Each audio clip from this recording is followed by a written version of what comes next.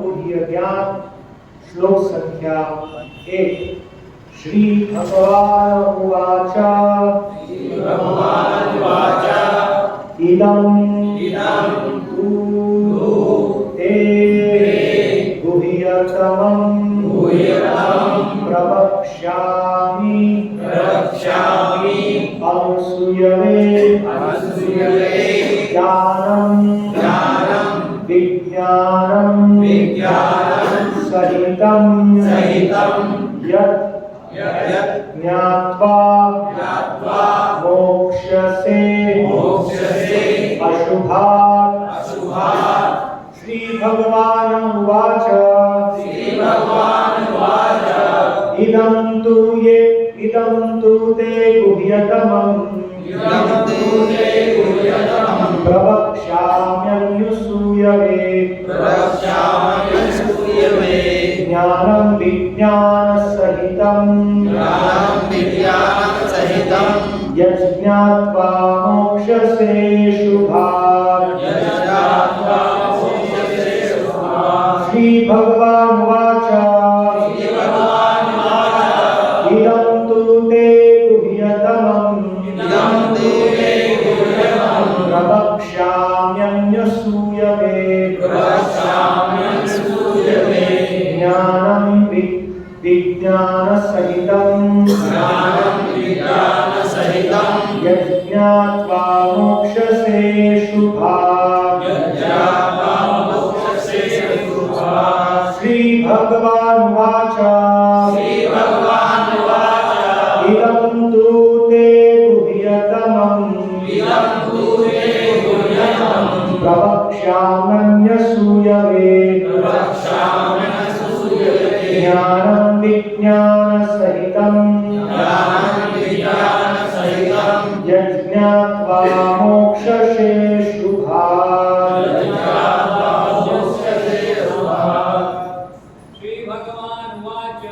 श्री भगवान उवाच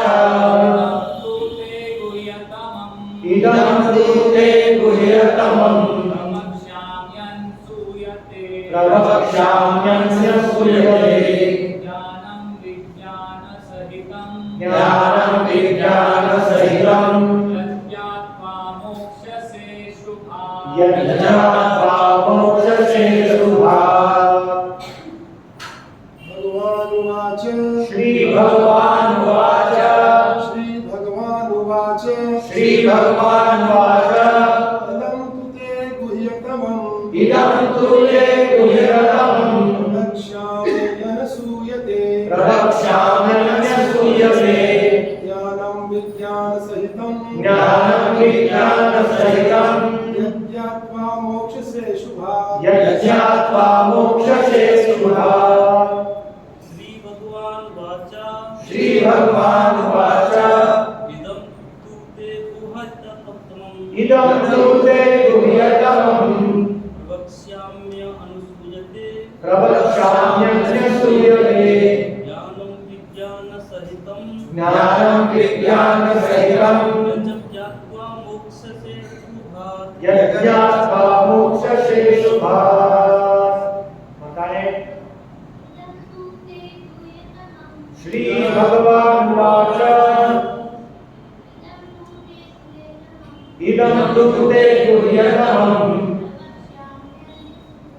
प्रवक्ष्याम्यनुसूयवे ज्ञानं विज्ञानसहितं यज्ञात्वा मोक्ष्यसे शुभात्।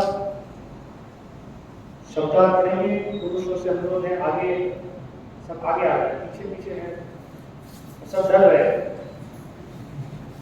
आगे आ रहे सब। श्री भगवान उवाच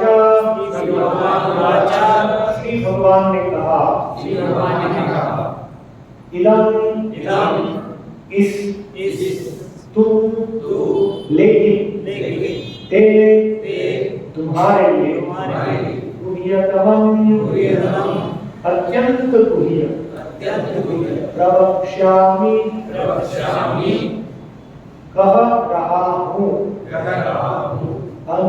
अनसूयवे ईर्षा न करने वाले को,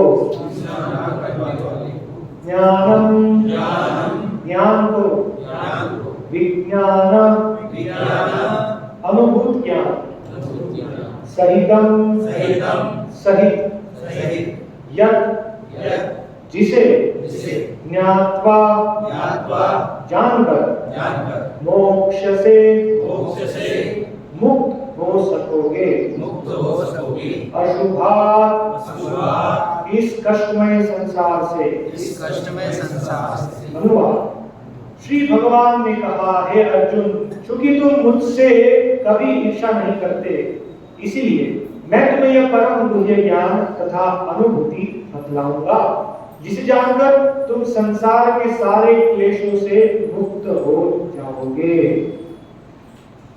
तात्पर्य, जो भक्त भगवान के विषयों में अधिकाधिक सुनता है, क्यों वह आत्म प्रकाशित होता जाता है। यह श्रवण विधि श्रीमद् भागवत में इस प्रकार अनुमोदित है। भगवान के संदेश शक्तियों से पूरित होते हैं, जिनकी अनुभूति तभी होती है जब भक्त जन भगवान संबंधी कथाओं की परस्पर चर्चा करते हैं। इसे मनोधर्मियों या विद्यालय विद्वानों के सानिध्य से नहीं प्राप्त किया जा सकता, क्योंकि यह अनुभूत ज्ञान विज्ञान है। भक्तगण परमेश्वर की सेवा में निरंतर लगे रहते हैं। भगवान उस जीव विशेष की मानसिकता तथा निष्ठा से अवगत रहते हैं जो कृष्ण भावना भावित होता है, और उसे ही वे भक्तों के सानिध्य में कृष्ण विद्या को समझने की बुद्धि प्रदान करते हैं। कृष्ण की चर्चा अत्यंत शक्तिशाली है, और यदि सौभाग्यवश किसी को ऐसी संगति प्राप्त हो जाए और वह इस ज्ञान को आत्मसात करे, तो यह आत्म साक्षात्कार की दशा में अवश्य प्रगति करेगा।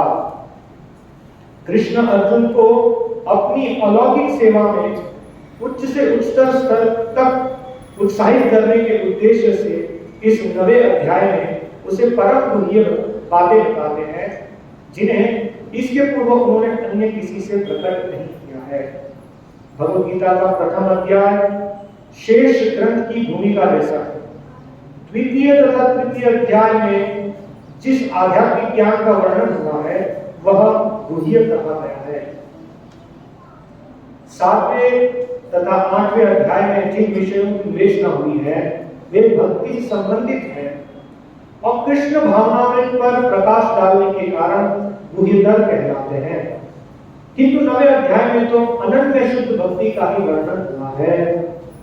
फलस्वरूप यह परम गुह्य कहा गया है।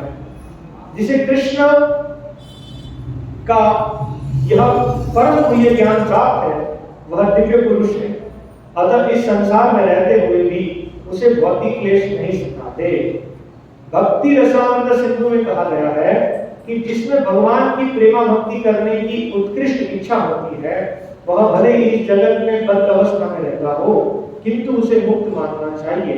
इसी प्रकार भगवद गीता के 10वें अध्याय में हम देखेंगे कि जो भी इस प्रकार लगा रहता है वह मुक्त पुरुष है। इस प्रथम श्लोक का विशिष्ट महत्व है इदं ज्ञान, यह ज्ञान शब्द शुद्ध भक्ति के द्योतक जो 9 प्रकार की होती है। श्रवणम, कीर्तनम, स्मरणम, पाद सेवनम, अर्चनम, वंदनम, दास्य, साख्य तथा आत्मसमर्पण। भक्ति के इन 9 तत्वों का अभ्यास करने से मनुष्य आध्यात्मिक चेतना अथवा कृष्ण भावनामृत तक उठ पाता है। इस प्रकार जब मनुष्य का हृदय भौतिक कल्मश से शुद्ध हो जाता है तो वह कृष्ण विद्या को समझ सकता है। केवल यह जान लेना कि जीव भौतिक नहीं है पर्याप्त नहीं है, यह तो आत्मा अनुभूति का शुभारंभ हो सकता है, किंतु उस मनुष्य को शरीर के कार्यों तथा उस भक्त के आध्यात्मिक कार्यों के अंतर को समझना होगा, जो यह जानता है कि वह शरीर नहीं है। 7वें अध्याय में भगवान की ऐश्वर्यमयी शक्ति, उनकी विभिन्न शक्तियों परा तथा अपरा तथा इस भौतिक जगत का वर्णन किया जा चुका है। अब 9वें अध्याय में भगवान की महिमा का वर्णन किया जाएगा। इस श्लोक का अनुसूयवे शब्द भी अत्यंत महत्वपूर्ण है। सामान्यतः बड़े से बड़े विद्वान भाष्यकार भी भगवान कृष्ण से ईर्ष्या करते हैं। यहाँ तक कि बहुशुद्ध विद्वान भी भगवत गीता के विषय में अशुद्ध व्याख्या करते हैं। चूंकि वे कृष्ण के प्रति ईर्ष्या रखते हैं, अतः उनकी टीकाएं व्यर्थ होती है। केवल कृष्ण भक्त द्वारा की गई टीकाएं ही प्रामाणिक है।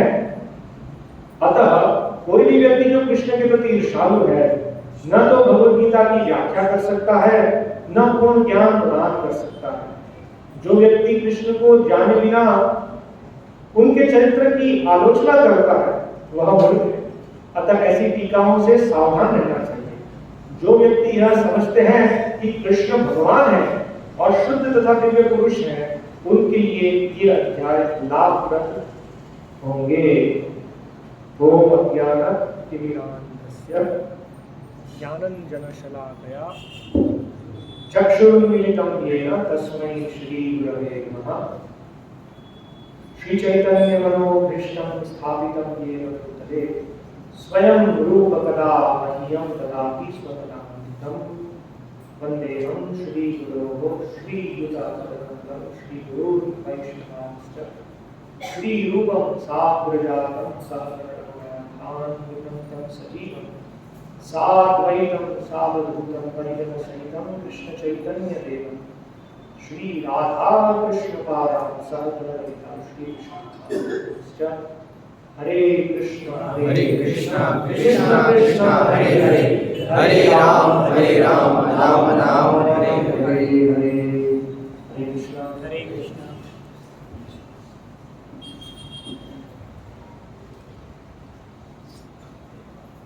तो आज एक नया अध्याय प्रारंभ कर रहे हैं।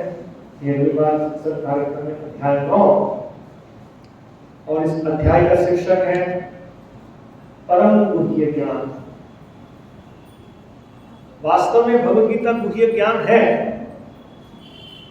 क्योंकि इस संसार में हम जो भी ज्ञान प्राप्त कर रहे हैं वो वास्तव में ज्ञान नहीं है, वो हमारे बंधन का कारण है। इस संसार का जो भी ज्ञान है वो बहिरर्थ मानी है। प्रहलाद महाराज भगवान के महान भक्तों में 12 महाजनों में एक प्रहलाद महाराज अपने पिता को संबोधन करते हुए कहते हैं बहिरर्थ मानी। क्या आप इस जगत के बड़े विद्वान उच्च पद पर आसीन व्यक्ति हैं, लेकिन आपका जो ज्ञान है वो कैसा है? केवल बाह्य ज्ञान है, और उस बाह्य ज्ञान का कोई लाभ होने वाला नहीं, क्योंकि अंततोगत्वा वो सब नश्वर है, वो सब शून्य होने वाला है, समाप्त होने वाला है। जैसे बच्चे खेल खेल में बहुत बड़ी बड़ी बातें करते हैं, लेकिन अंततोगत्वा आधे घंटे के बाद होने क्या वाला है, सब समाप्त हो जाएगा, उसका कोई वास्तव में मोल नहीं है ना। तो इसी प्रकार की स्थिति है। तो भगवान यहाँ हमें गुह्य ज्ञान प्रदान कर रहे हैं। ये पूरी भगवद गीता गुह्य ज्ञान है, और वर्तमान में भारत की बड़ी दुर्दशा है कि वो इस गुह्य ज्ञान को ग्रहण करने के लिए जरा भी तत्पर नहीं है। प्रयास कर रहे जितना जल्दी छूट जाए, है ना, जितना जल्दी जिससे हम दूर चले। ये हमारा भारत की बड़ी दुर्दशा है। कहने में तो हम कहते हैं धार्मिक हैं, तिलक भी लगाते हैं, झंडा भी लगाते हैं, है ना, बाइक रैली निकालते हैं, एक भगवा झंडा लगा के 1000 बाइक की रैली निकालते हैं। गर्व से तो हम हिंदू है, लेकिन वास्तव में उनको शास्त्र के बारे में कोई समझ नहीं है। तो ये जो शब्द है हिंदू, ये भी वास्तव में शास्त्रों में वर्णित शब्द नहीं है। भगवान है सनातन, भगवान की शिक्षा है सनातन। ये जो शिक्षा है ये भगवान का विस्तार है। इसलिए परम सत्य भगवान उनको संबोधित किया जाता है ब्रह्म या ब्रह्मन, ब्रह्मन अर्थात परम सत्य। और शास्त्र भगवान द्वारा प्रदत्त किया गया है, किसी साधारण पुरुष की रचना नहीं है, शास्त्र है अपौरुषेय। इसलिए शास्त्र को भी कहा गया है ब्रह्म, शब्द ब्रह्म। और हम भी भगवान के अंश हैं, इसलिए जीवात्मा को भी कहा गया है ब्रह्म। लेकिन हम में जीव ब्रह्म और जो परम ब्रह्म है उनमें अंतर है। गुणात्मक रूप से एक ही है, लेकिन मात्रा में अलग अलग। जीव है अणु और भगवान है विभु, ये अंतर है। इसीलिए तो दो शब्द है ना, आत्मा और आत्मा और परमात्मा एक नहीं है ना। ये सब गुह्य ज्ञान है जो भगवान हमको भगवद गीता में प्रदान कर रहे हैं। ये आध्यात्मिक जीवन की एबीसी मूलभूत सोपान। तो यहाँ श्रील प्रभुपाद बता रहे हैं कि भगवद गीता का प्रथम अध्याय शेष ग्रंथ की भूमिका जैसा है। भगवद गीता की भूमिका तैयार करते हैं। अर्जुन जो बड़े लालायित थे युद्ध करने के लिए, उन्होंने युद्ध करने से इनकार कर दिया। रथोपस्थ, वो रथ पर बैठ गए, युद्ध नहीं करेंगे। इससे भूमिका तैयार होती है कि भगवान अर्जुन को ये दिव्य ज्ञान प्रदान करेंगे, भगवद गीता का दिव्य ज्ञान। तो श्रील प्रभुपाद लिखते हैं कि द्वितीय तथा तृतीय अध्याय में जिस आध्यात्मिक ज्ञान का वर्णन हुआ है वह गुह्य कहलाता है। द्वितीय अध्याय में भगवान विशेष रूप से आत्मज्ञान, आत्मा के बारे में विशद वर्णन करते हैं, है ना, कि कैसे आत्मा पदार्थ से पृथक है, कैसे आत्मा नित्य है और शरीर जो आत्मा के ऊपर एक आवरण है वो अनित्य है, नाशवान है। ये पूरा द्वितीय अध्याय के 13वें श्लोक से लेके 29वें श्लोक तक भगवान इसकी विस्तार से विवेचना करते हैं। तो यह है गुह्य ज्ञान। क्योंकि कोई इस गुह्य ज्ञान के बारे में तो जानने का प्रयास नहीं कर रहा है, ना कहीं सिखाया जा रहा है। इतने सारे बड़े विश्वविद्यालय हैं, कहीं पर भी आत्मा के बारे में कोई ज्ञान है नहीं। केवल इसी मंदिर में, इसी स्थान में ये ज्ञान प्राप्त। श्रील प्रभुपाद एक बार अमेरिका में थे, वहां की बहुत प्रसिद्ध विश्वविद्यालय MIT, Massachusetts institute of technology. तो प्रभुपाद उनको बताया कि आपके इतने सारे डिपार्टमेंट हैं, आत्मा के बारे में पढ़ाने के लिए, सिखाने के लिए एक भी विभाग नहीं है। और प्रभुपाद ने केवल आपके विद्यालय की बात नहीं कर रहे हैं, मैं तो पूरे विश्व भर में भ्रमण कर रहा हूं।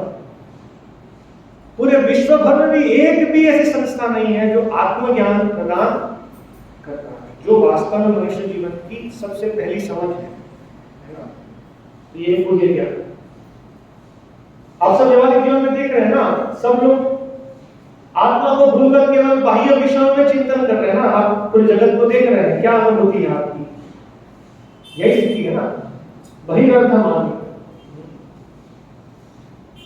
तो ये आत्मज्ञान हुआ गुह्य ज्ञान, और आगे वर्णन है गुह्य गुह्यतर गुह्यतम। तो ब्रह्मेति परमात्मेति भगवान इति शब्द थे।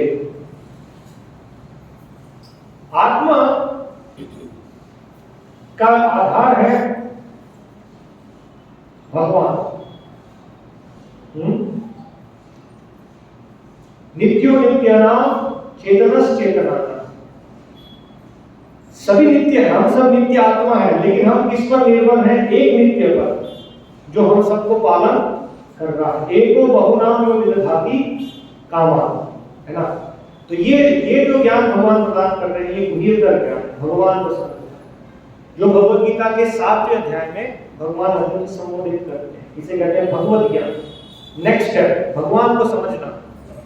सबसे पहले अपने आप को समझना, और हम सबके जो स्रोत हैं उनको समझना कि सब कहां से आया, ये पूरा भौतिक जगत कहां से आया और हमारी उत्पत्ति कहां से हुई। ये बड़ा प्रश्न है ना। पहले तो मैं कौन हूं, फिर दूसरा प्रश्न है कि ये जगत क्या है और हम सबकी, मेरी और ये जगत की उत्पत्ति कहाँ से हुई, ये और गहरा ज्ञान है, गुह्यतर ज्ञान, जो 7वें अध्याय में भगवान अर्जुन से संबोधित करते हैं। अपरेयम इतस्मन्याम प्रकृति विद्ये परा जीव भूता महाबाहो येदम धार्यते जगत। ये जगत मेरी शक्तियों से, भूमि रापो अनलो वायु खम मनो बुद्धिरेव च अहंकार इति यम में भिन्ना प्रकृति अष्टधा। ये मेरी 8 शक्तियों से जो मुझसे पृथक हो चुकी, पृथक शक्ति से ये जगत की उत्पत्ति होती है। और इन बहिरंगा शक्ति के परे है मेरी एक शक्ति जो इस बहिरंगा शक्ति से ऊपर है, अपरयम इतस्मन्या, जो जीव है, जीव ये भी मेरी एक शक्ति है, तटस्थ शक्ति। और मेरी एक और शक्ति है अंतरंगा शक्ति, जिससे मेरा धाम बना हुआ है ना। तो परस्तस्मात् भावन्यो व्यक्तो व्यक्तात् सनातनः यः सः सर्वेषु भूतेषु नशयत्सु न विनश्यति। तो भगवान ने 7वें अध्याय में और गुह्य ज्ञान बता रहे हैं अपने बारे में, इस भौतिक प्रकृति के बारे में ये ज्ञान बता रहे हैं, ठीक है। और ये जो अध्याय है 9वां अध्याय, भगवान अर्जुन को क्रम में और रहस्य उजागर कर रहे हैं। यहाँ भगवान अर्जुन से कहते हैं कि अभी मैं जो तुम्हें ज्ञान प्रदान करने वाला हूँ वो गुह्यम, परम गुह्य ज्ञान है। वो ज्ञान क्या है? वो वास्तव में समझना कि मैं कौन हूँ, भगवान कौन है, अब हमारा और भगवान का संबंध क्या है, उस संबंध में कार्य क्या है, अर्थात भक्ति। एक जीव का जो नित्य कार्य है वो है भगवान की दिव्य सेवा में रत होना। ये गुह्य ज्ञान है और ये वास्तव में बड़े बड़े विद्वानों द्वारा भी समझना गुह्य है। श्रील प्रभुपाद यहाँ लिखते हैं तात्पर्य में कि ऐसे बहुत सारे विद्वान हैं जो भगवद गीता पर टीका करते हैं, लेकिन इस चीज को नहीं समझ पाते। ये नहीं समझ पाते कृष्ण पर आत्मा ज्ञान जुड़ते हैं, वो आत्मा ज्ञान के स्तर तक पहुंच जाते हैं कि मैं शरीर नहीं आत्मा हूं। लेकिन कृष्ण पूर्ण पुरुषोत्तम भगवान है। जैसे ये श्लोक की शुरुआत होती है, श्री भगवान उवाच, श्री कृष्ण उवाच नहीं लिखा है, श्री भगवान उवाच, कि आप स्वीकार कीजिए कृष्ण पूर्ण पुरुषोत्तम भगवान है, वे सबके आदि है, वे सबके उद्गम है। जैसे भगवद गीता में भगवान स्वयं कहते हैं, अहम सर्वस्य प्रभवः, मत्तम अहम सर्वस्य प्रभवः मत्तम सर्वं प्रवर्ते। प्रभव सबकी उत्पत्ति का स्रोत मैं हूं।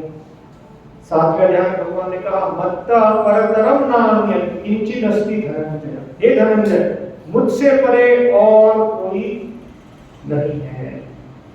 सारी शक्ति मुझसे आती है, किसी शक्ति से मैं आता हूं नहीं। मैं ही सभी देवों का, सभी ऋषियों का आदि हूं। अहम ही सर्व देवाना, क्या कहते हैं भगवान, कि मैं ही सभी देवताओं और ऋषियों का आदि हूं। अहम आदि ही देवाना। तो ये सारा गुह्य ज्ञान भगवान हमें प्रदान करते हैं। तो गुह्यम, सबसे गुह्य ज्ञान भगवान यहाँ भक्ति के बारे में प्रदान कर रहे हैं। हम ये समझ रहे थे कि बहुत सारे लोग भगवद गीता पर टीका करते हैं लेकिन इस तथ्य को स्वीकार नहीं करते। जैसे ये तथ्य आता है श्री कृष्ण पूर्ण पुरुषोत्तम भगवान है, तो वहां पर अर्थवाद करना प्रारंभ कर देते हैं। बहुत प्रसिद्ध उदाहरण है डॉक्टर राधाकृष्ण, भगवद गीता में एक श्लोक 2 बार आता है, मन मना भव मत्भक्तो मध्याजी माम नमस्कुरु। भगवान स्पष्ट कहते हैं, मन मना, आपका मन मुझ में लगाओ, मेरे भक्त बनो, मेरी पूजा करो, मुझे नमस्कार करो। लेकिन जैसे ही बिंदु आता है तो वहां पर उनकी प्रदूषित बुद्धि प्रारंभ हो जाती है। तो वो वहां पर व्याख्या करते हैं, कृष्ण को शरणागत होने की आवश्यकता नहीं है, कृष्ण के भीतर एक अजन्मा अविनाशी तत्व है। जबकि भगवान पहले ही 7वें अध्याय में बता दिए मत परतरम नास्ति, मुझसे परम और कोई तत्व, मुझसे परम कोई अविनाशी अजन्मा निर्विशेष तत्व कोई नहीं है, मैं ही सबका आदि हूं, है ना। सूत्रे मणि गणाई, भगवान उपमा भी देते हैं, जैसे ये सारे मोती जुड़े हुए हैं और इसका आधार क्या है, धागा, वो नहीं दिख रहा है। इस प्रकार सबकी उत्पत्ति, सबका पालन मेरे द्वारा हो रहा है। जैसे बालक को मोती दिखते हैं, धागा नहीं दिखता है, ऐसे ही अज्ञानी लोगों को ये व्यवस्थाएं दिख रही है, लेकिन उनके पीछे मैं हूं ये नहीं दिख रहा है। बहुत बहुत वे समझ पाते हैं कि इन सब कुछ लाने वाली एक शक्ति है, लेकिन ये शक्ति मेरी है, मेरे द्वारा मयाध्यक्षेण प्रकृति सूयते सचराचरम हेतुनानेन कौन्तेय जगद्गुणी परिवर्तते। मयाध्यक्षेण प्रकृति, ये वो नहीं जानता। उसके एक महत्वपूर्ण कारण भगवान बताते हैं ईर्ष्या। कृष्ण से ईर्ष्या है, वे सुनना नहीं चाहते कृष्ण। जैसे इस जगत में हमें किसी ईर्ष्या होती है, जैसे उस व्यक्ति का नाम आता है तो कुछ वो बड़ा अच्छा चल रहा है तो हृदय में ठेस पहुंचती है। जिसके प्रति ईर्ष्या है, जैसे उसका नाम आता है तो हमें हृदय में कुछ होने लगता है कि नहीं, वो नहीं। इस प्रकार से जहां जहां शास्त्र में वर्णन है कि श्री कृष्ण पूर्ण पुरुषोत्तम भगवान है, तो वो उसको स्वीकार नहीं करता। श्री कृष्ण को प्रपत्ति होना, भगवान श्री कृष्ण के प्रति प्रपत्ति, तो वो उस चीज को स्वीकार नहीं करता। इसलिए भगवान कहते हैं गुह्यतर, ये गुह्यतर, भगवान को समझना और भगवान की भक्तिमय सेवा में लगना, ये गुह्यतम ज्ञान है। और ये गुह्यतम ज्ञान किनके सामने विदित होता है? अनुसूय। भगवान यहाँ अर्जुन को संबोधित करते हैं अनुसूय। अनुसूय मतलब जो भगवान से ईर्ष्या नहीं करते। पहले भगवान कह चुके हैं भक्तोसी में सखा चेति रहस्यम एतत् उत्तम। ये उत्तम रहस्य मेरे बारे में, भक्ति में सेवा के बारे में मैं तुम्हें तभी उद्धृत कर पाऊंगा या उन्हीं को उद्धृत कर पाऊंगा जो मेरे मित्र हैं, जो मुझसे द्वेष नहीं करते हैं और जो मेरे भक्त हैं। तो आज के जगत में ऐसे बहुत सारे द्वेषी लोग हैं जो भगवान से द्वेष करते हैं, फिर भी भगवान की वाणी का ही प्रयोग करते हैं। यदि उनको भगवान से द्वेष है तो वो अपने नाम पे कोई पुस्तक लिखे, लेकिन उनको पता है कि उनकी वाणी का कोई मूल्य नहीं है, कोई पढ़ने वाला नहीं है उनको, इसलिए बड़े बड़े चतुर हैं। वो भगवान की वाणी भगवद गीता का ही उपयोग करते हैं और उसको तोड़ मरोड़ के प्रस्तुत करते हैं। इसलिए यहाँ प्रभुपाद हमें सतर्क कर रहे हैं कि ऐसे लोगों से हमें सावधान रहना चाहिए, सावधान। प्रामाणिक सोच से ही भगवद गीता का अध्ययन करना चाहिए। किनसे? भक्तों से में सखा थे, जो भगवान के भक्त हैं, जो भगवान से द्वेष नहीं करते, भगवान के सखा है उनसे।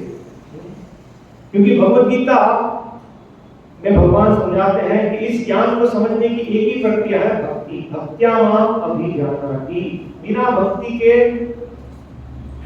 भगवद गीता को समझ पाना संभव नहीं है।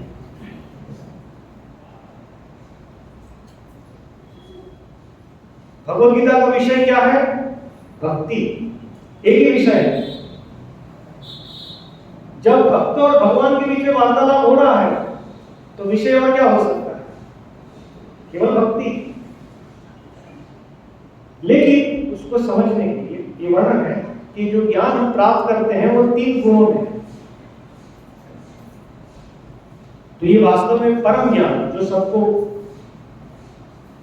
क्या कहते हैं उद्धृत नहीं होता, अनुसूय। ये बहुत महत्वपूर्ण शब्द यहाँ भगवान अर्जुन से कह रहे हैं।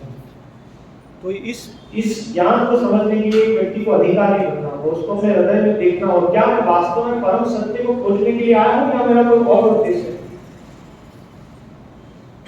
भक्ति सिद्धांत सरस्वती ठाकुर प्रभुपाद ये शिक्षा देते थे कि परम सत्य कौन खोज सकता है? जो परम सत्य को खोजना चाहता है। सत्य अनुसंधान संजित्सु।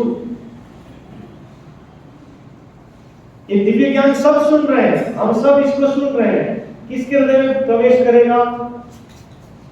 जो वास्तव में इस परम सत्य को जानने की अभिलाषा करता है। अगर हमारी अन्य अभिलाषा है तो परम सत्य ज्ञान हमारे हृदय में प्रवेश नहीं करेगा। जैसे सभी श्रोतागण में कोई सोच सकता है कि जाऊंगा प्रसाद लूंगा आ जाऊंगा, तो ये ज्ञान हृदय में प्रवेश करेगा? शायद नहीं करेगा, है ना? मैं जाऊंगा थोड़ा दर्शन करूंगा आ जाऊंगा, लेकिन जिनकी चेष्टा है कि मैं जाऊंगा सुनूंगा गंभीरता से समझने का प्रयत्न करूंगा, क्योंकि ये जीवन परम सत्य को जानने के लिए है, और बिना द्वेष भाव के अपने मन में जो मैंने पहले से ही धारणाएं भूल धारणाएं जो मैंने बना के रखी है उसको नीचे रखकर गंभीरता से इस ज्ञान को जानने का प्रयास करूंगा, तो उसके हृदय में ये गुह्य ज्ञान प्रकाशित हो सकता है। अनुसूय। तो भगवान की शिक्षा यहाँ पर हमें प्रदान कर रहे हैं। श्री भगवान वाच। तो शास्त्र वर्णन है कृष्ण पूर्ण पुरुषोत्तम भगवान है। भगवान यहाँ पर आते हैं। इंद्राणी व्याकुलम लोकम नृयन्ति युगे युगे। भगवान यहाँ पर विभिन्न अवतारों के माध्यम से आते हैं अपने भक्तों के रक्षण के लिए। परित्राणाय साधूनां विनाशाय दुष्कृतां। तो भगवान यहाँ अलग अलग अवतार में राम आदि मूर्ति, राम नृसिंह वराह वामन इत्यादि अवतार में भगवान यहाँ पर आते हैं। लेकिन यदि 100% शब्द का उपयोग करना है भगवान, तो केवल श्री कृष्ण के लिए ही संबोधित किया जाता है, क्योंकि कृष्ण अवतारी है, कृष्ण अवतार नहीं। ये व्यासदेव श्रीमद् भागवत में समझाते हैं। भगवान के सभी अवतारों को समझाने के बाद वो कहते हैं कि कृष्णस्तु भगवान स्वयं, स्वयं भगवान 100% भगवान है। अन्य सब भगवान से इतने घनिष्ठ हैं, उनके संबंध है भगवान से, इसलिए भगवान के गुण उनमें आते हैं, इसलिए कभी कभी उनको भी भगवान कहा जाता है। जैसे शिव जी है, उनको भी भगवान कहा जाता है क्योंकि भगवान से बहुत घनिष्ठ है, लेकिन 100% नहीं, है ना? इसलिए ब्रह्मा जी वर्णन करते हैं यद क्षीरम यथा दधि विकार विशेष युगात् संजायते नहीं ततः पृथक् अस्ति हेतु यह शंभुतामपि तथा समुपैति कार्यात् गोविंदम आदि पुरुषम तमहं भजामि। दूध और दही कैसा है? एक जैसा है। दूध और दही में कोई अंतर है क्या? कुछ आटा है दही में? दूध और दही एक ही पदार्थ, लेकिन कुछ स्पर्श होने से दूध दही में परिवर्तित हो जाता है। दूध से दही बन सकता है, दही से दूध बन सकता है? तो ब्रह्मा जी विवेचना करते हैं कि विशेष कार्य के लिए, सृष्टि के सृजन के लिए भगवान नारायण जब दृष्टिपात करते हैं तो वो जो दृष्टि है वो शंभु तत्व है ना,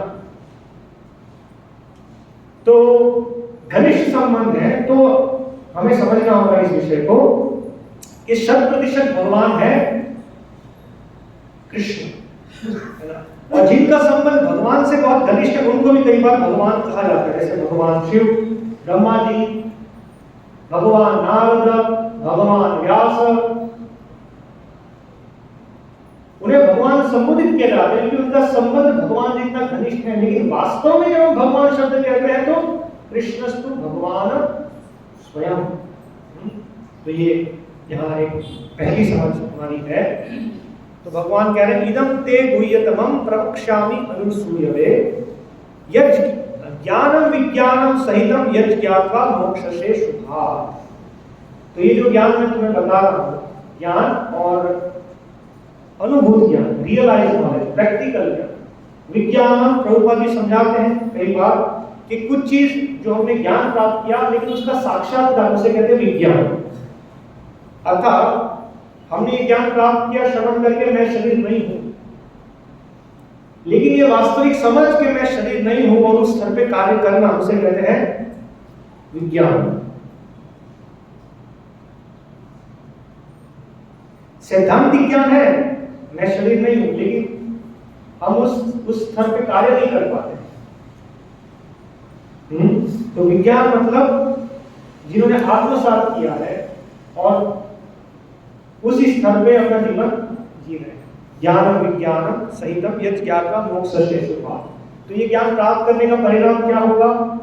मोक्ष से अशुभात्। अशुभात् मतलब इस जगत में हम जन्म चक्र में पूरे जो फंसे हुए हैं, इस चक्र से हमारी मुक्ति, भवबंधन से हमारी मुक्ति हो जाएगी। यही उद्देश्य है भगवान का। भगवत गीता हमें प्रदान करने का उद्देश्य क्या है कि हम इस भवबंधन के चक्र से मुक्त हो जाए। यही भगवत गीता का उद्देश्य है। ये भी हमें अच्छे से स्पष्ट करना चाहिए। आज बहुत सारे वक्ता है जो संबोधन करते भगवत गीता से ये होगा, भगवत गीता से वो होगा, भगवत गीता से ये होगा। यहाँ भगवान क्या कह रहे हैं? इस ज्ञान को प्राप्त करने से मोक्ष से अशुभात्, जन्म मृत्यु जरा व्याधि के चक्र से तुम मुक्त हो जाओगे।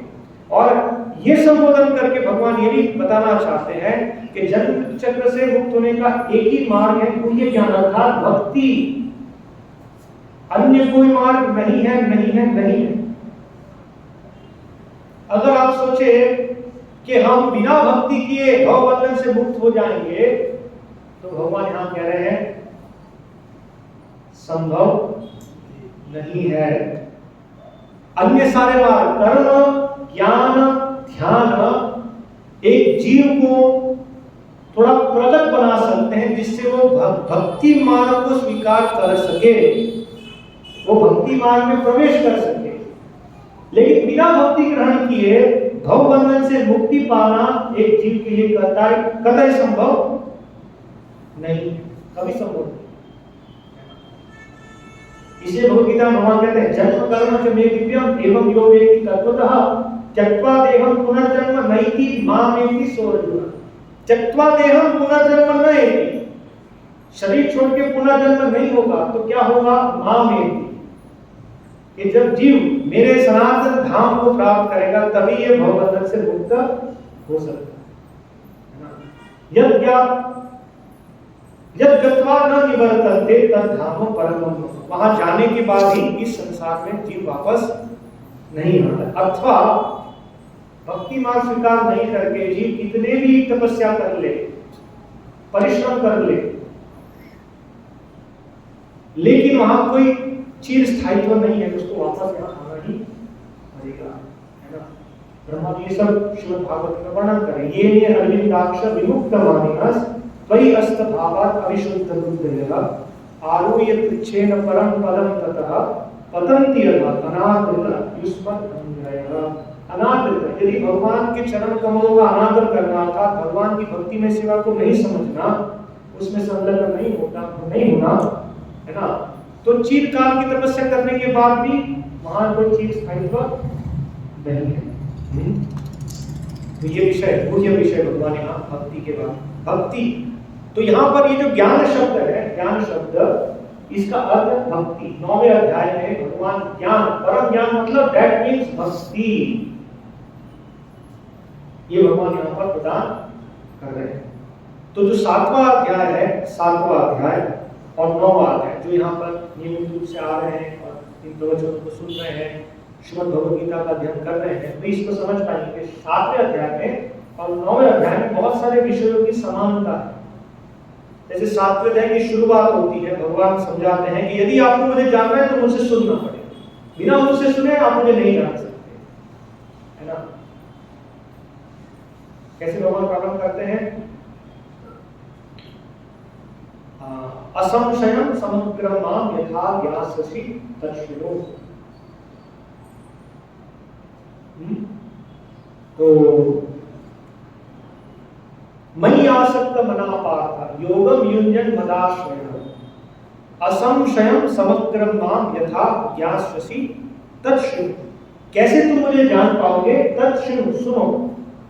इस अध्याय में भगवान की शुरुआत ऐसे करते हैं, मैं तुम्हें ज्ञान विज्ञान सहितम यद् ज्ञात्वा मोक्ष से शुभात्। सुनो, प्रवक्ष्यामि अनुसूयवे, क्योंकि तुम मुझसे द्वेष नहीं करते हो इसलिए मैं तुम्हें कह रहा हूं, सुनो। तो भगवान सुनने की विधि के बारे में दोनों अध्याय में शिक्षा प्रदान कर रहे हैं, ठीक है। फिर भगवान ये भौतिक प्रकृति के बारे में और भगवान का इस भौतिक प्रकृति से क्या संबंध है, ये भी 7वें और 9वें अध्याय में भगवान संबोधन करते हैं।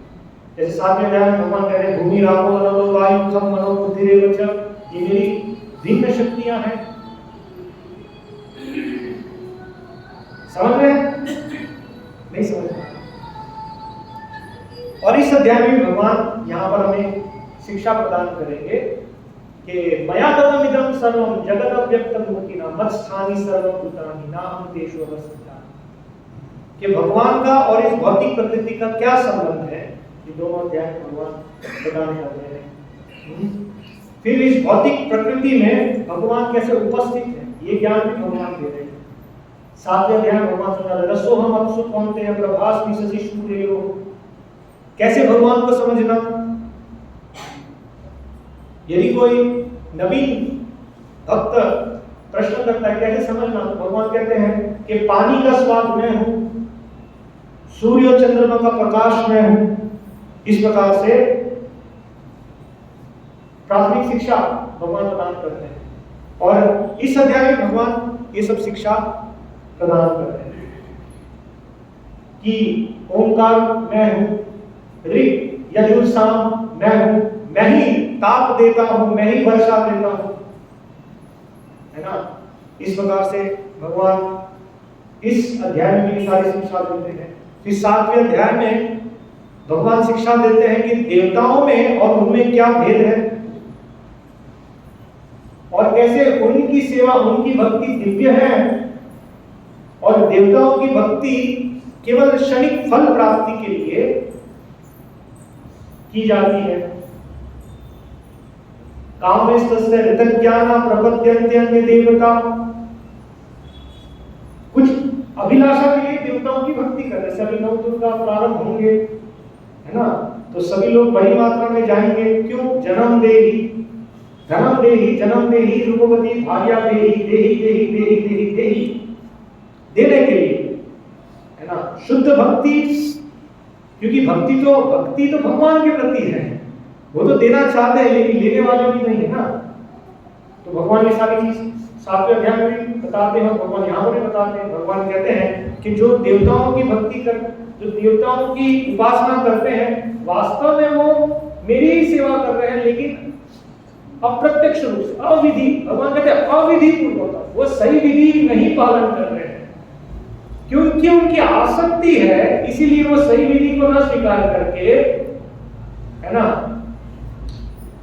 अविधि पूर्वक उनकी सेवा का मार्ग स्वीकार करना है।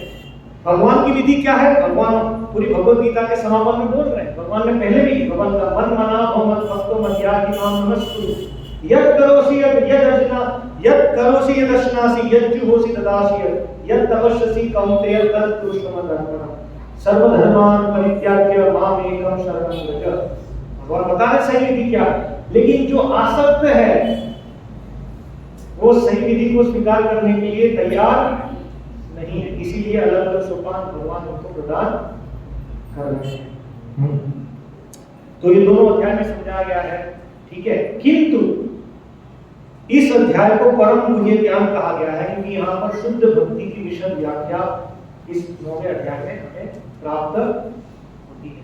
इसलिए भगवान इस ज्ञान को पहले 3 श्लोक में, ये जो पहले 3 श्लोक है इस अध्याय के, वो भक्ति ज्ञान का विशद वर्णन कर रहे हैं कि ये ज्ञान प्राप्त करने से हम सारे अशुभ लक्षणों से, जन्म मृत्यु चक्र से हम मुक्त हो जाएंगे। और ये ज्ञान कैसे परम है ये भी भगवान वर्णन करते हैं। भगवान अगले श्लोक में कहते हैं राज विद्या राज गुह्यम पवित्रम इदम उत्तमम प्रत्यक्षम अवगमम धर्म्यम सुसुखम कर्तु।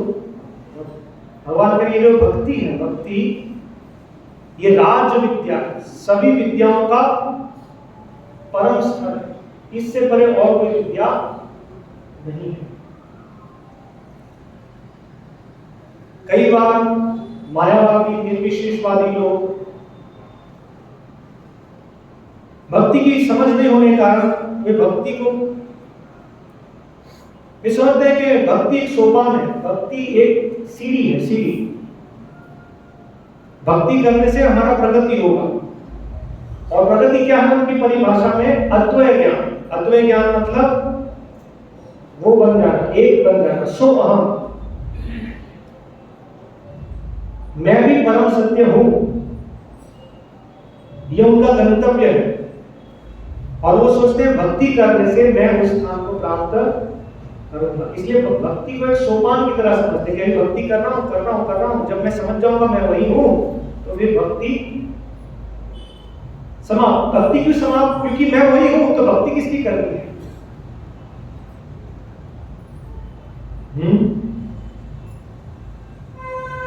लेकिन शास्त्र का ये विचार नहीं है, शास्त्र का विचार नहीं, भगवद गीता का विचार नहीं। जैसे हमने पहले भी बताया, नित्यो नित्यानाम चेतनस चेतनानाम, हम भी नित्य है, हम कभी वो नहीं बनते हैं, वो भी नित्य है, आत्मा भी नित्य है और भगवान भी नित्य है।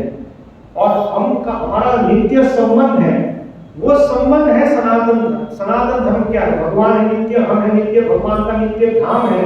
उस नित्य धाम में नित्य जीव द्वारा नित्य भगवान की सेवा करना, उसे कहते हैं सनातन धर्म, है ना।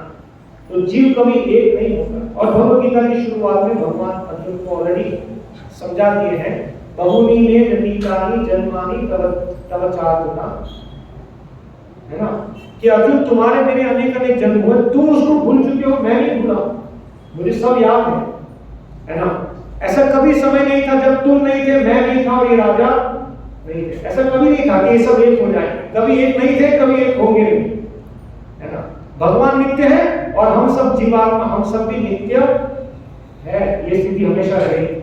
तो ये उनकी गलत था। इसीलिए भगवान यहाँ पर कहते हैं अव्यय, भक्ति का कभी नाश नहीं होता है, भक्ति हमेशा है। वास्तव में मुक्त अवस्था में भक्ति प्रारंभ होगी। पता नहीं पीछे पीछे समझ में आ रहा है, लेकिन प्रयास कीजिए।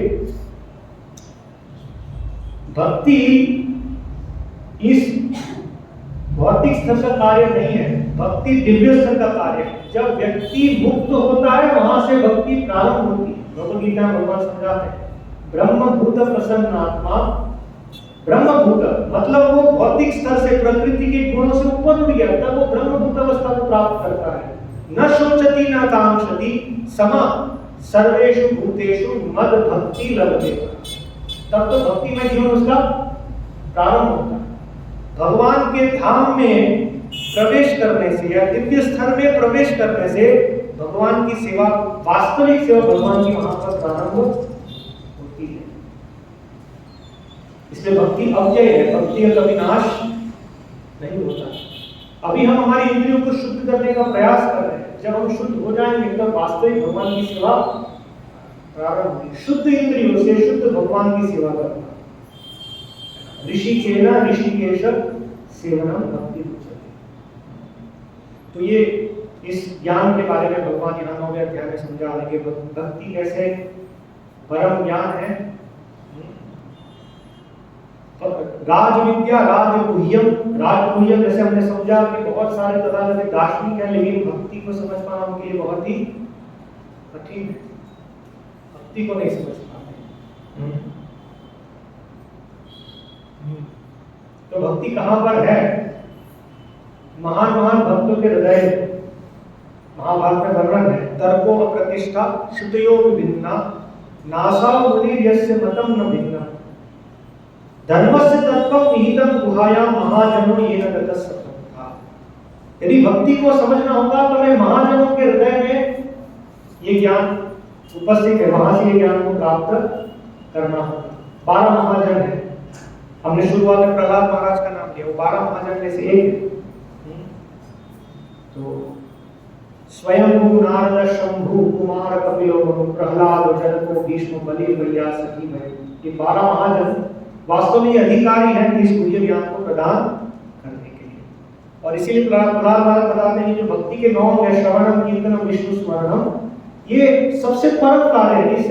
इससे अधिक कोई परम कार्य नहीं। महाराज भागवत में कहते हैं श्रवणम कीर्तनम विष्णु स्मरणम पाद सेवनम अर्चनम वंदनम दास्यम साख्यम आत्मनिवेदनम इति पुंसार्पिता विष्णु भक्तिश्चेत् नवलक्षणा क्रियेत भगवती अध्यात् तन्मन्ये धितम उत्तम। मैं स्वीकार करता हूं कि भगवान विष्णु की इन 9 अंगों से सेवा करना ये सबसे परम कार्य है, इससे और कोई परम कार्य नहीं है। इसीलिए भगवान यहां भक्ति को संबोधित करते हैं उत्तम।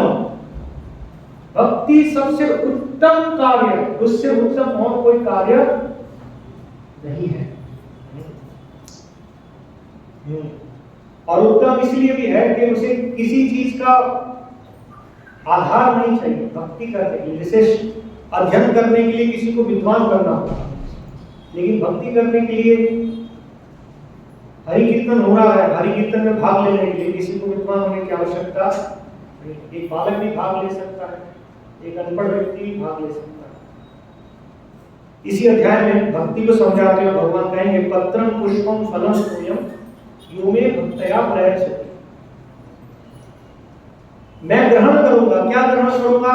भक्ति भाव से यदि भक्त मुझे ये चीज दे दे, पत्रम, पत्रम अर्थात एक पत्ता, यदि तुलसी का एक पत्र कोई भक्त अर्पण करता है तो यह जल, फलम एक फल है ना, पुष्पम एक फूल, यदि कोई भक्ति भाव से मुझे अर्पण करता है तो मैं उसको स्वीकार करता हूं। श्रील प्रभुपाद जी समझाते हैं कि कोई भी निर्धन व्यक्ति भी ये चीज भगवान को अर्पण कर सकता है। कहीं से तुलसी पत्र मिलेगा, कुछ एक जल, थोड़ा सा जल भगवान को अर्पण करना, कहीं कुछ फल,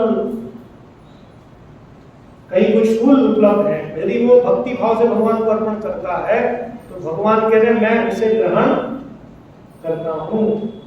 अब मैं ग्रहण करता हूं और भक्ति भाव से जो अर्पण करता है, ये चीज बड़े बड़े धार्मिक लोगों को समझने नहीं आती कैसे भगवान ग्रहण करते हैं, क्योंकि वो भगवान से द्वेष करते हैं, इस विषय को वो नहीं समझ पाते। ये परम विज्ञान भगवान यहाँ करता है। तो भक्ति कैसे उत्तम है कि एक निर्धन व्यक्ति भक्ति कर सकता है, एक अशिक्षित व्यक्ति भक्ति कर सकता है, एक बालक भक्ति कर सकता है, एक वृद्ध व्यक्ति भक्ति कर सकता है और उस फल को प्राप्त कर सकता है जो बड़े बड़े योगी जन भी प्राप्त नहीं कर सकते।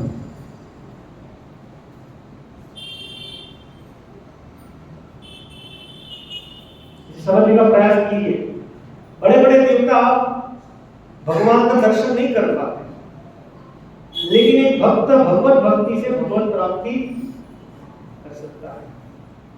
प्रभुपाद अपने तात्पर्य में नारद मुनि का उदाहरण देते। नारद मुनि अपने पूर्व जीवन में दासी पुत्र थे, कहीं वो शिक्षा लेने नहीं गए, लेकिन उनके घर कुछ महानुभाव का आगमन हुआ और उनकी माता ने उनकी सेवा की और माता का सहयोग करते करते उन्हें भी अवसर मिला ऐसे महान भक्तों की सेवा करना और उनका उच्चिष्ट प्राप्त करना।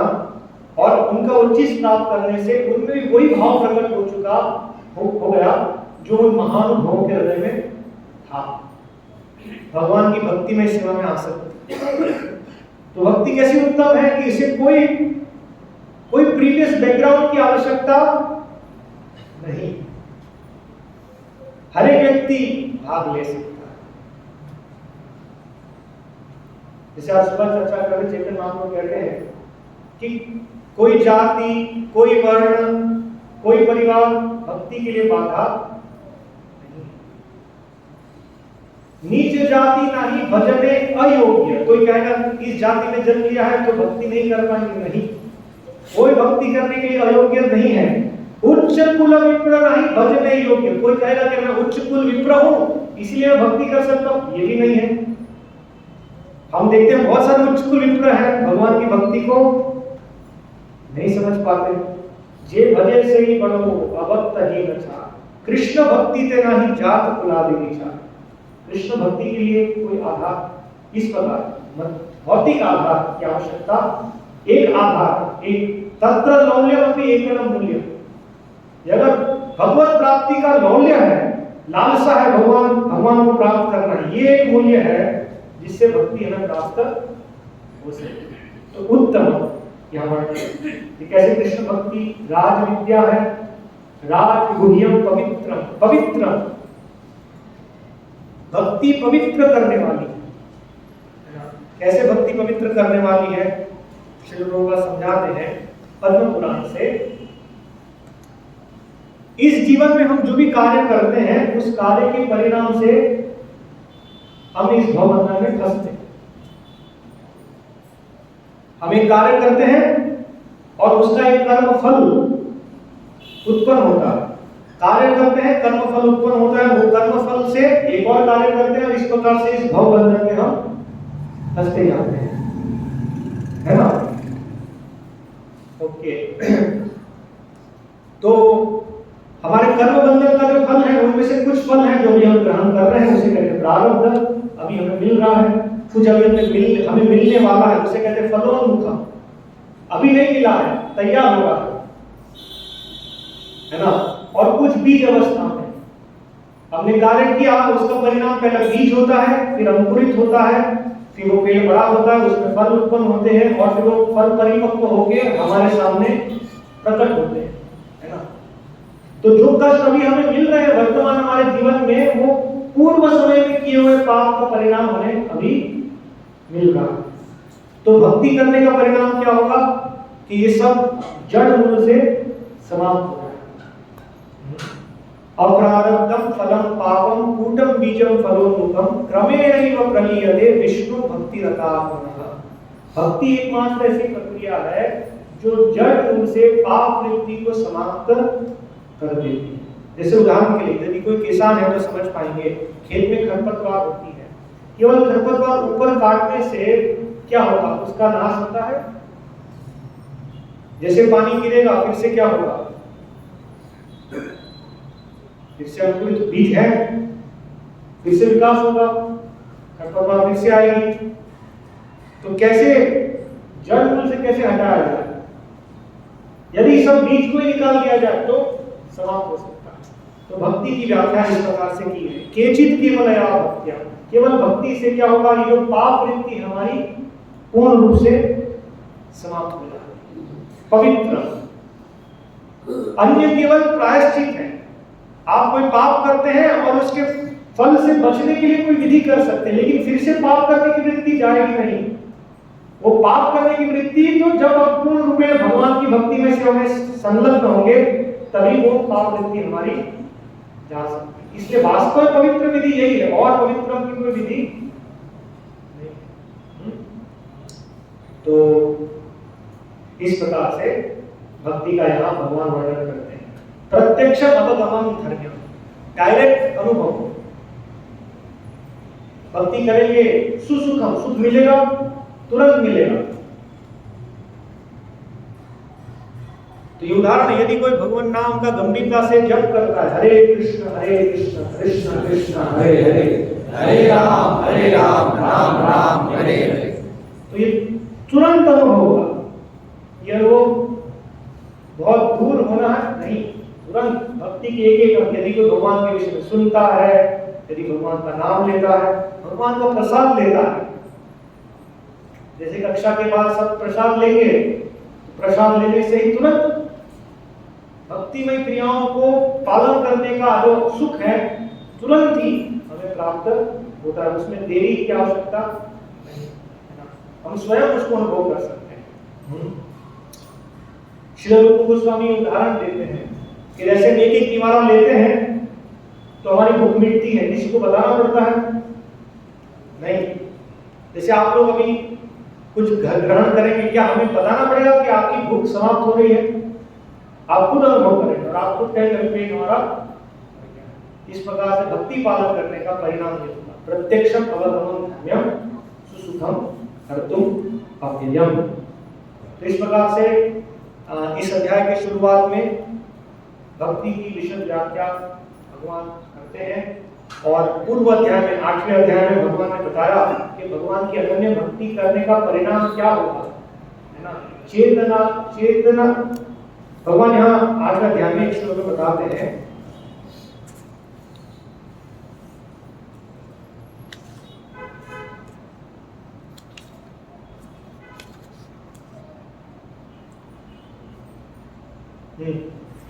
भगवान कहते हैं तस्मात् सर्वेषु कालेषु मां अनुस्मरन्त्य च मयि अर्पिता मनोबुद्धिर् मामे वैश्यसि न संशयः।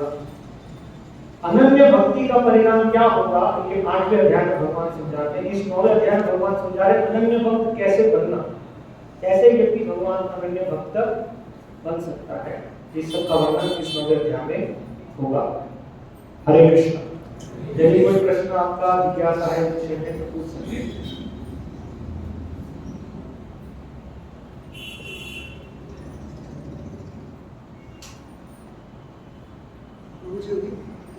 एक श्लोक में डिस्कशन हुआ, बहुनी में व्यथितानि जन्मानि तम च अर्जुन भविष्यानि च भूतानि माम वेद। उसके लिए प्रभु जी कभी हम लोग प्रचार करते हैं तो सामने वाले जो लोग होते हैं वो ये कहते हैं कि कृष्ण का भी जन्म हुआ है, और कई बार एक ने तो इस वाले श्लोक को कोट भी किया। भगवान इसमें स्वयं कह रहे हैं कि मेरे भी जन्म हुए हैं, तुम्हारे भी जन्म हुए हैं, जबकि हम ये मानते हैं इस्कॉन में कि भगवान प्रकट या प्रकट होते हैं। इसको कैसे समझें? तो आपका प्रश्न है कि जो किसी से चर्चा करते हैं तो कहते हैं भगवान कृष्ण का जन्म हुआ, तो भगवान का जन्म हुआ भगवान समझाते हैं ना, इसको हम अच्छे समझेंगे। भगवान क्या कहते हैं? पहले तो भगवान कहते हैं अजोपि सन अव्ययात्मा भूतानां ईश्वरोपि सन। अजोपि सन, अज मतलब अजन्म। भगवान पहले बोल दिए कि मेरा जन्म नहीं होता, मैं आप लोगों के बीच में जरूर आता हूं, लेकिन आपकी गलत धारणा है कि आप सोचते आप मेरे जैसे, मेरा जन्म हुआ तो आपका भी जन्म हुआ।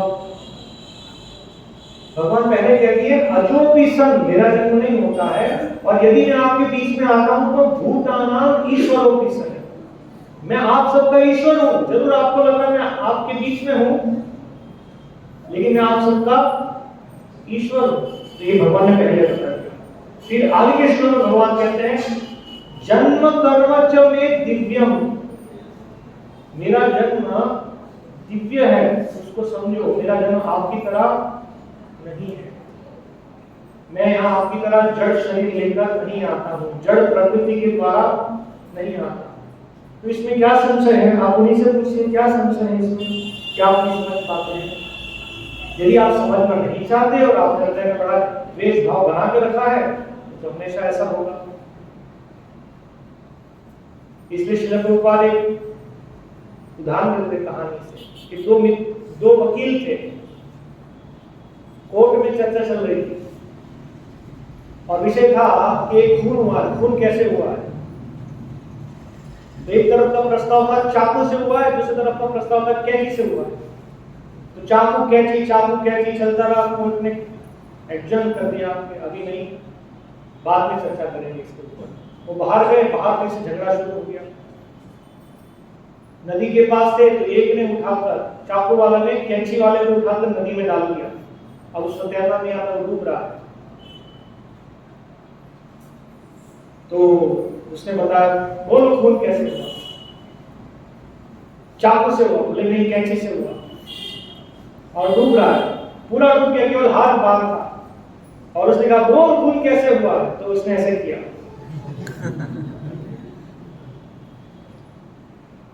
तो भगवद गीता की शिक्षा सूर्य के समान स्पष्ट है, यहाँ पर शिक्षा स्पष्ट है, और सारे आचार्यों की विस्तृत व्याख्या है वो सब भी स्पष्ट है। लेकिन यदि किसी ने हट की है तो हम क्या कर सकते हैं? इसमें लोग भगवान कह रहे हैं कि मतलब मेरे भी कई जन्म हुए और तुम्हारे भी हुए हैं, ये लाइन पकड़ते हैं। इसके लिए क्या? तो इसलिए भगवान समझाते हैं ना कि मैं संभवामि युगे युगे, मैं यहाँ पर आता हूँ। इसीलिए यह वर्णन है कि भगवान का हमारी तरह कभी मरण नहीं होता। भगवान जरूर आते हैं यहाँ पर, लेकिन भगवान का मरण नहीं होता। इसका एक प्रमाण है कि मृत्यु सर्वहरश्च, जिसकी मृत्यु होती है वो सब भूल जाता है। जैसे हमारा सबके जीवन का उदाहरण लीजिए, आपको मुझे किसी को अपने पूर्व जीवन के बारे में पता है? आपके पूर्व जीवन कहाँ था, कौन आपके परिवार वाले थे, कुछ पता है? नहीं पता। मृत्यु सबको समाप्त कर देती है, और हमारी तो समय समय पर मृत्यु हो रही है, इसलिए हमें कुछ सालों पहले की चीज भी नहीं पता है। लेकिन भगवान के साथ स्थिति नहीं है। एक जीवात्मा का लक्षण है कि देह और देही अलग अलग है। ये शरीर मैं नहीं हूं, ये शरीर और मुझ में अंतर है। शरीर का नाश हो जाता है, मेरा नाश नहीं होता है। शरीर का मृत्यु होता है, लेकिन भगवान का शरीर ऐसा नहीं है, इसलिए भगवान की मृत्यु नहीं होती है, भगवान कभी भी विस्मरण नहीं होता है भगवान। और ये श्रील भक्तिसिद्धांत सरस्वती महाराज वराह पुराण से स्थापित कर रहे हैं, देह देही विभेदोयम न विद्यते ईश्वरे क्वचित्। भगवान में देह और देही का भेद नहीं होता है, तो इसलिए उनका मरण नहीं, इसलिए उनके जन्म दिव्य है, वो दिव्य को समझना होगा ना। तो भगवान उसको एक्सप्लेन भी कर रहे हैं ना, जन्म कर्म च मे दिव्यम एवं जो वेत्ति तत्त्वतः। हरे कृष्ण। श्रीमद् भगवद गीता यथावत की जय, श्रील प्रभुपाद की जय।